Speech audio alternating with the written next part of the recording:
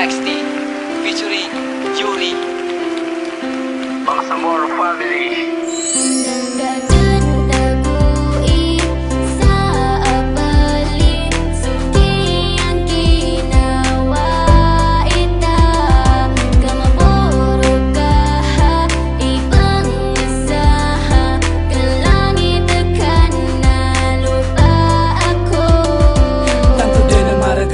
Nating karakan kumaresiba kan sa mga surat tawag karakan na tanto din kay sakitan. Di ginawa ko na dahil sa pag-ibig ko sa iyo. Ngayon ako'y bigo at bakit ba nang ikaw ang makilala mata ko'y naging bulag. Sa katulad mong babae na walang alam kundi mambulag na lalaki pagkatapos iiwan nang walang paalam at sasabihin di na kita kailangan nyo. Hilangakan na mataida manisan, ba't mo ko nagawang iwanan sa gitna ng kawalan? Binigay naman lahat para sa ginawang ka. Apya ginawa ka na ipla lang pararaka na inutok ko din sa balis. So people sa direnta, people sa direnta nilang nasa tabi mo. Pero sana daw kung katumali sa pasag ka yang unutan na ka. So kabayaw mga lakas kakainawaan ako ka.